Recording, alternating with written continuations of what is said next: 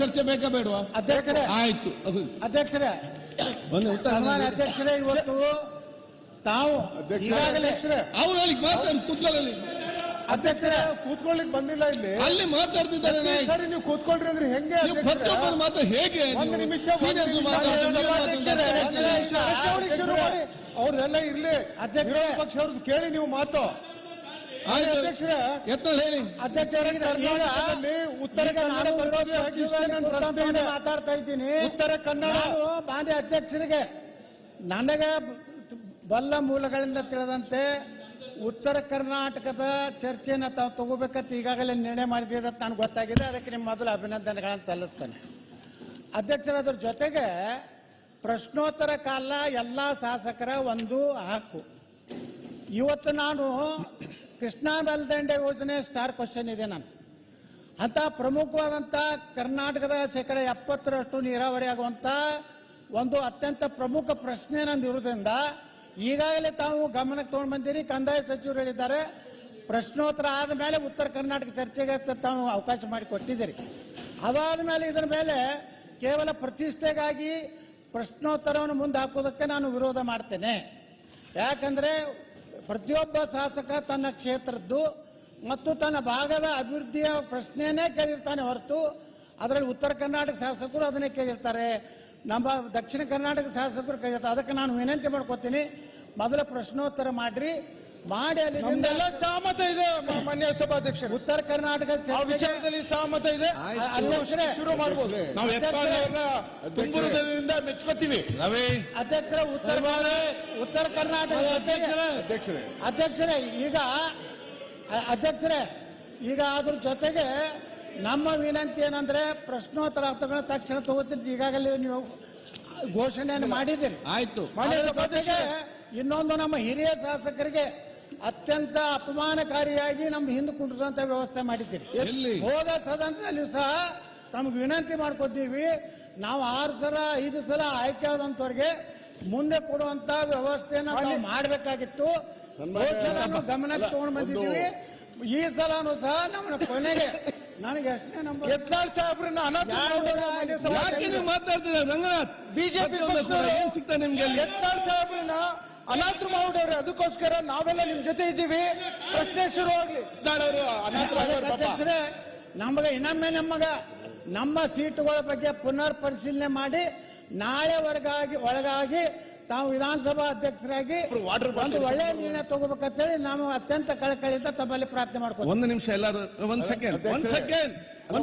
Second ಬೇಡ ರಾಯರೆಡ್ಡಿ, ಒಂದ್ second ಅದನ್ನು ಕ್ಲಿಯರ್ ಮಾಡ್ತೇನೆ ನಾನು. ಯತ್ನಾಳ್ ಅವರೇ, ಒಂದ್ ನಿಮಿಷ ಆಯ್ತು. ಇದಲ್ಲ ಬೇರೆ ಪ್ರಶ್ನೆ. ಯತ್ನಾಳ್ ಅವರೇ ನೋಡಿ, ಮೊನ್ನೆ ನಾವು ಸೀನಿಯರ್ ಇದ್ದೇವೆ, ನಮ್ಗೆ ಲಾಸ್ಟ್ ಅಲ್ಲಿ ತಾವು ಸೀಟ್ ಕೊಟ್ಟಿದ್ರೆ ತಾವು ಮೊನ್ನೆ ಕೂಡ ಹೊತ್ತು ಕೂಡ ಹೇಳ್ತಾ ಇದ್ರಿ. ನಮ್ಮನ್ನ ಸ್ಪಷ್ಟ ಬರ್ತೇನೆ, ರಾಜ್ಯದಲ್ಲಿ ಸೀನಿಯರ್ ಜೂನಿಯರ್ ಅಂತ ಇಲ್ಲ. ಅಧಿಕಾರ ಇದ್ದವನೇ ಸೀನಿಯರ್, ಅಧಿಕಾರ ಇಲ್ಲದವನು ಜೂನಿಯರ್. ನಾವು ಹೇಳ್ದು ಕೇಳಿ. ಒಂದು ಸೆಕೆಂಡ್ ನಾನು ಹೇಳ್ದು ಕೇಳಿ ಇಲ್ಲಿ. ಆಯ್ತು, ಒಂದು ಹೇಳ್ದು ಕೇಳಿ. ನಾವು ಇಲ್ಲಿ ಸೀಟ್ ಕೊಡುವಾಗ ಸೀನಿಯಾರಿಟಿ ನೋಡಿ ಕೊಡುದಲ್ಲ. ಯಾರಿಗೆ ಜಾಸ್ತಿ ಸಂಖ್ಯೆ ನಂಬರ್ ಇದ್ರೆ ಅವ್ರಿಗೆ ಈ ಸೈಡ್ ಕೊಡುವಂಥದ್ದು, ಕಡಿಮೆ ಸಂಖ್ಯೆ ನಂಬರ್ ಇದ್ರೆ ಈ ಕಡೆ ನಾವು ಕೊಡುವಂಥದ್ದು. ಅದಕ್ಕಿಂತ ಕಡಿಮೆ ಇದ್ರೆ ಆ ಕಡೆ ಬಂದು ಸೇರ್ತಾರೆ. ನೀವು ಇಲ್ಲಿದ್ದಾಗ ನಿಮ್ಗೆ ಫ್ರಂಟ್ ಸೀಟ್ ಅಲ್ಲೇ ಕೊಟ್ಟಿದ್ದೆವು.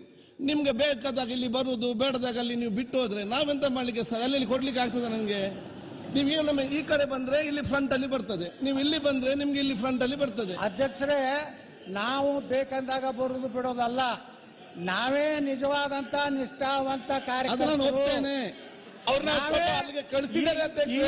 ಈ ಸದನದಲ್ಲಿ ನಿಜವಾಗಿ ವಿರೋಧ ಪಕ್ಷ ನಾಯಕ ಅಂದ್ರೆ ನಾನೇ. ಆಯ್ತು, ನಾ ಅಡ್ಜಸ್ಟ್ಮೆಂಟ್ ಕೇಳಿ ಅಲ್ಲ, ನಾ ಯಾರು ನೋಡ ಹೊಂದಾಣಿಕೆ ಮಾಡ್ಕೊಂಡೆಲ್ಲ, ನಾ ಮುಖ್ಯಮಂತ್ರಿಗಳ ಕಚೇರಿಗೆ ಹೋಗಿಲ್ಲ, ಯಾವ ಮಂತ್ರಿಗಳ ಬಳಿ ದಯಾಪರನಾಗಿ ಕೇಳ್ಕೊಂಡೆಲ್ಲ. ಅಧ್ಯಕ್ಷರ ಬಿಜೆಪಿ ವಿರೋಧ ಪಕ್ಷದ ನಾಯಕರು ಬೇಕಾದ್ರೆ ಡೆಪ್ಯೂಟಿ ಸ್ಪೀಕರ್ ಪಕ್ಕ ನೀವು ಒಂದು ಕುರ್ಚಿ ನನಗೆ ಅಲಾಟ್ಮೆಂಟ್ ಮಾಡ್ಬೇಕಂತ ವಿನಂತಿ ಮಾಡ್ಕೊಂಡು. ಓಕೆ, ಈಗ ರಾಯರೆಡ್ಡಿ ಮಾನ್ಯ ಅಧ್ಯಕ್ಷರೇ,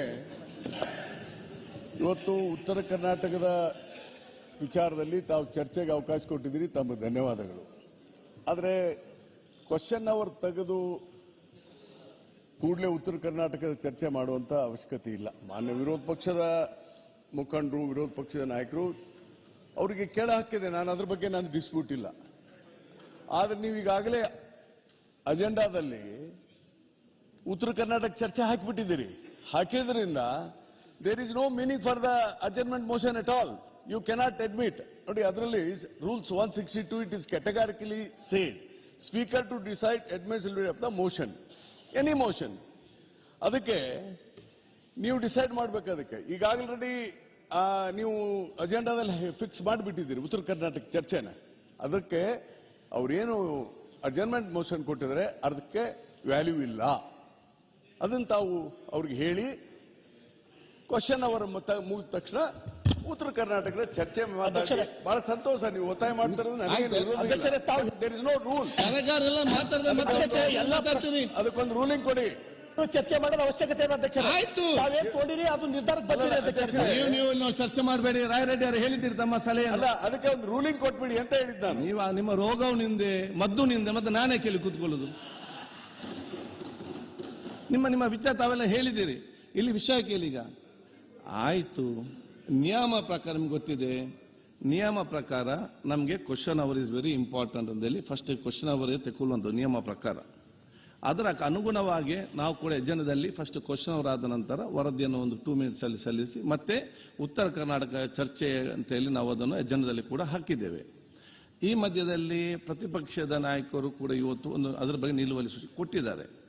ಇದರ ಮಧ್ಯದಲ್ಲಿ ಏನು, ನಮಗೆ ಕ್ವಶನ್ ಅವರ್ ಬೇಡ, ನಮಗೆ ಉತ್ತರ ಚರ್ಚೆಗೆ ಬೇಕಂತೇಳಿ ಕೆಲವರು ಕೂಡ ಕೇಳಿದ್ದಾರೆ.